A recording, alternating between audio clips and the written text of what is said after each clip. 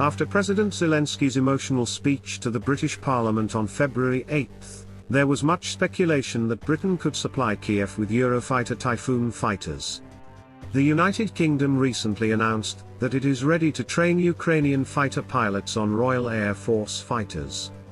Following this announcement, British Prime Minister Rishi Sunak called on Defense Secretary Ben Wallace to consider what kind of fighter could be supplied to Kiev. Military experts surmise that Ukrainian pilots will be trained on the Eurofighter Typhoon, since the RAF currently operates only two types of fighters, the Eurofighter Typhoon and the F-35.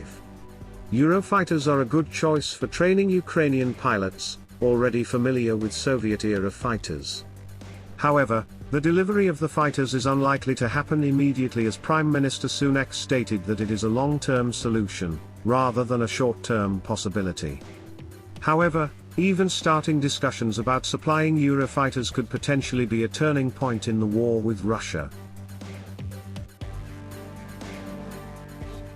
After reaching agreements to receive aid of heavy lethal weapons such as main battle tanks from NATO countries in January 2023, Ukraine has taken it a step further by increasing its requirements for Western fighters to gain air superiority. Ukraine has increased its lobbying with the UK, and all attention is now on the RAF's Eurofighter Typhoons.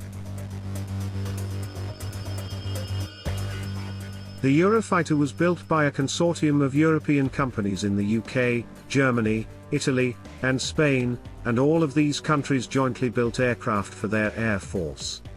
It is possible that some kind of general agreement will be required for the transfer of these aircraft to Ukraine.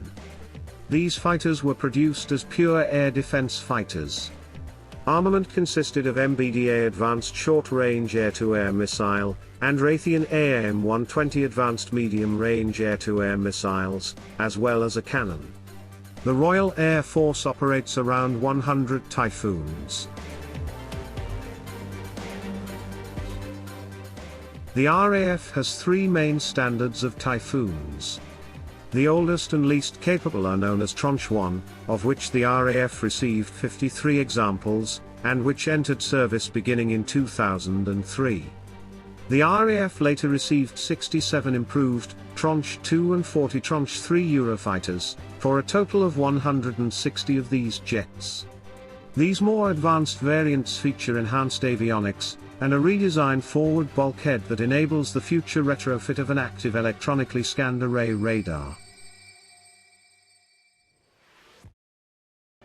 The most painful question is whether Ukraine will be able to maintain the expensive Typhoon.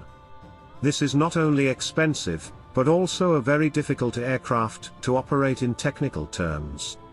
It is very doubtful that the Typhoon is suitable for operations from field airfields. Typhoons were usually based on the main operating bases, from where they came from. In addition, low-lying air intakes constantly raise concerns about the ingress of stones and other foreign objects.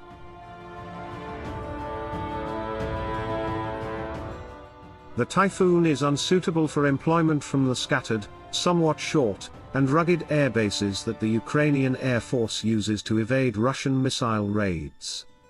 Besides, even a handful of Tranche 1s for Ukraine would use up lots of scarce spares, engineers, and airframes at a time when the fleet is already overstretched. The Ukrainian Air Force currently operates Su-24, Su-25, Su-27 and MiG-29 fighters from the Soviet era. Zelensky has long asserted that Kiev needs more advanced aircraft to fight Russian warplanes. Currently, American, Swedish, and British aircraft preparing to retire such as F-16, JAS-39 Gripens, Eurofighter Typhoons could be a possibility.